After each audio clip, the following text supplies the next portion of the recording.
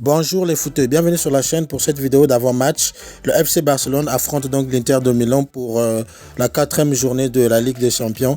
Match très important pour le Barça parce que la dernière fois que le Barça a joué face à l'Inter, nous avons été tous très déçus. Le Barça a perdu 1-0 dans des circonstances très défavorable en termes d'arbitrage. Demain donc c'est la manche retour. Le FC Barcelone est obligé de gagner. En tout cas si l'équipe veut se qualifier pour la suite de la compétition. Victoire obligatoire pour le Barça. Tout autre résultat serait synonyme, je dirais déjà, de disqualification. Je vous retrouve juste après ce générique pour en parler.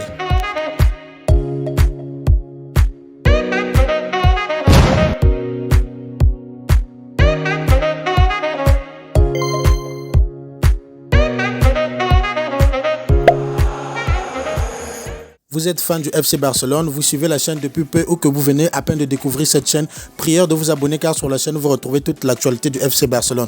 Merci pour ceux qui le font, vous êtes mes champions, merci de soutenir l'œuvre. Voilà, revenons à notre match. La triste réalité est qu'au classement, le Bayern compte 9 points.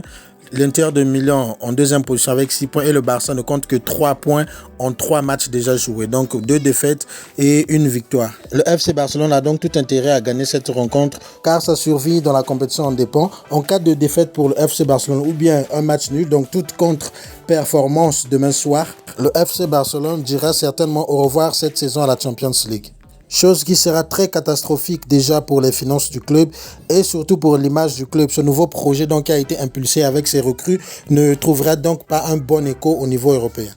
Je pense réellement donc que la crédibilité du nouveau projet de Laporta sera mise à mal si le club ne parvenait pas à se hisser en 8e de finale de Ligue des Champions minimum. Victoire donc impérative pour le FC Barcelone. Alors comment est-ce que le Barça peut faire pour gagner cette rencontre? Telle est la question. Je crois l'équation à laquelle Xavi devrait répondre. Après en ce qui concerne la physionomie du match, je pense que pour avoir vu le match aller, l'Inter de Milan ne devrait pas changer sa tactique. Surtout avec la victoire du match aller qui le place donc en position de force. L'Inter devrait même défendre plus que ce qu'il a eu à faire le match aller. Parce qu'un match nul pour l'Inter serait un excellent résultat. Au FC Barcelone donc de prendre les clés de la rencontre dès le début du match en mettant la pression devant le but donc d'Onana. Au match aller, nous avons vu que le FC Barcelone avait du mal à passer dans l'axe. Du coup, ça donnait un jeu du Barça très prévisible. Tous les ballons passaient par la droite, donc on essayait rapidement de toucher Ousmane Dembélé et on s'attendait à ce que Ousmane Dembélé puisse faire individuellement la différence, chose qui n'a pas été faite. Étant donné que l'Inter risque de jouer très bas, pour surprendre cette équipe, je pense que Xavi devrait jouer en 4-4-2 avec un milieu en losange. Donc, Ter Stegen dans le but sans surprise. Dans l'axe, on devrait retrouver Piqué, accompagné soit de Alonso ou Garcia. Vu le nombre de blessés, il n'y aura pas trop de choix en défense. Donc, Baldé à la place de Jordi Alba à gauche, Roberto à droite. Devant la défense, l'idéal aurait été de mettre Kessié, mais je crois que lui également il est touché. Donc, je partirai avec De Jong à la place de Busquets pour un peu plus d'impact et de vitesse. Pedri en meneur de jeu et on jouerait donc avec 2 joueurs dans les couloirs un peu plus avancés. Dembélé à gauche, Rafinha à droite. Donc les deux joueront donc chacun sur son côté préféré. Et 2 joueurs dans l'axe en attaque, Ansu Fati et Robert Lewandowski. Cette formation aura pour avantage donc de voir un Barça qui se positionnerait très haut et de proposer donc de la densité dans l'axe de la défense. Histoire donc de mettre un peu plus la pression sur les 3 centraux de l'Inter. Car comme nous l'avons vu au match aller, Robert Lewandowski seul en pointe et avait vraiment du mal à exister. Il était souvent pris en sandwich entre les centraux de l'Inter. Si j'étais donc à la place de Xavi, voilà ce que j'aurais fait. Mais après le choix de mettre Busquets sur le banc, bon, vu que c'est le capitaine, ça risque un peu de faire parler. Pour un match important, je pense qu'aussi, bon, peut-être en termes de leadership, Busquets pourrait quand même être titulaire. Surtout qu'au match aller, il s'en est quand même pas mal sorti. Donc Busquets, je pense qu'on pourrait le mettre. Mais j'ai choisi De Jong un peu plus aussi pour sa projection. Parce que je pense qu'une bonne animation offensive sera très importante pour que le Barça puisse chercher un résultat positif demain soir. Sachant que De Jong n'hésite pas à progresser balle au pied et à se projeter dans la surface, je crois qu'il serait un meilleur atout que Busquets sur cette rencontre.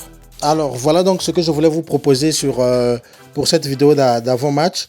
Et après, il y a un joueur que moi j'attends tout particulièrement, c'est Robert Lewandowski pour ce match. Robert Lewandowski, vous remarquez que depuis que le Polonais ne marque plus, ça coïncide donc avec cette période de galère pour le FC Barcelone. Le Barça a du mal à gagner depuis que le Polonais ne marque pas. Et j'espère vraiment qu'il va faire la différence demain soir parce que c'est déjà pour ce genre de match que nous l'avons pris. Il a bien commencé la saison, certes, mais c'est à lui donc de confirmer sur ce genre de rencontres, les rencontres décisives. Le moins qu'on puisse dire, c'est que contre son ancienne équipe, il s'était vraiment raté. Lui qui est réputé être très tueur devant les buts, il avait manqué vraiment 2 occasions. Donc j'espère que cette fois-ci, les occasions qu'il aura, il les mettra vraiment au fond. Une chose très importante encore, j'espère que cette fois-ci l'arbitrage, donc il n'y aura pas de dégâts et que la VAR vraiment va nous laisser tranquille. Ça fait vraiment plusieurs fois qu'il y a des pénaux pour le Barça qu'on ne siffle pas, des actions très très litigieuses à l'encontre du FC Barcelone. Donc j'espère que cette fois-ci l'arbitrage sera au rendez-vous et que les acteurs donc seront confiants sur la pelouse. Voilà ce que je pouvais dire pour cette vidéo d'avant-match.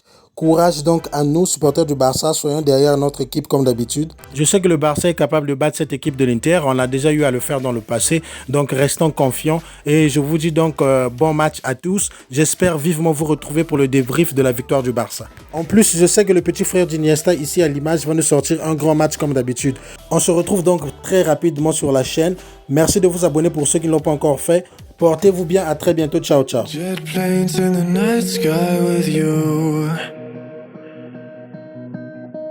Getting high in the sunrise with you. Getting through all the bad times with you.